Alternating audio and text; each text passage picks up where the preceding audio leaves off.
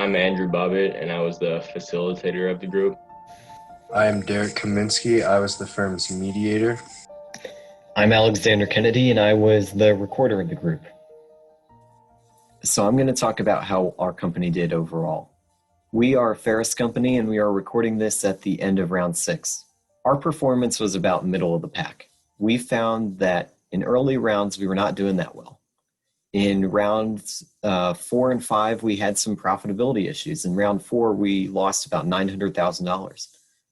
But later on, we decided that there were some things that we could change. We could improve our variable costs, we could improve our contribution margin, and we could be a more profitable company. We also decided that there were some selling things that we needed to do. We needed to increase our marketing and sales budgets. And through these things, we were able to become a better company. In our round 6 fast track, we found that we were actually much more profitable than we had been, and our cumulative profits are starting to grow much faster than they had in the past. The firm's greater performance over later rounds can be seen on the analyst report. As in round 4, our performance was not that high in terms of profits. But then in round 5, profits slowly increased into a larger section of points. In round 6, profits were even greater. And we expect that profits will continue to grow into round 7.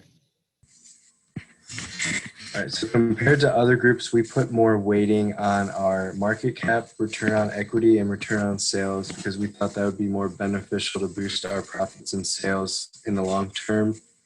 But we realized that once we increased our marketing on the TQM model, that was really beneficial for our company in the long term. As once we added more demand, we started to get more sales and led to more profits.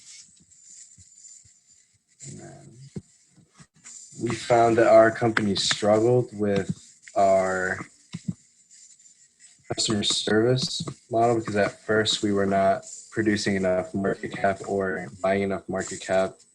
And once we bought more demand, the market cap went up as well as the customer service. And our group excelled in the contribution margin. As you could see on the chart, that we had the highest contribution margin after round 6 up to this point, starting round 7. One thing that we noticed that we struggled with towards like the middle of the simulation was for a few of our products, we had some inventory buildup. And to counteract this, we focused more on our forecasting, which led to our inventory being spread out more thoroughly through the products that we were using. By combining our knowledge and using the reports on Capsim, we came to an agreement on our business decisions.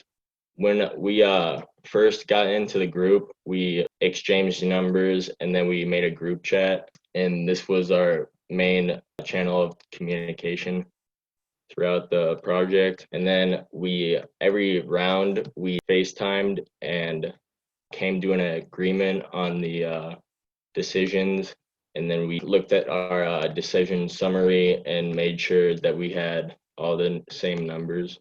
So throughout the simulation, I learned that every little tweak matters if you want to have a good business. And I also learned how hard it is to run a business. And I come to respect business owners more.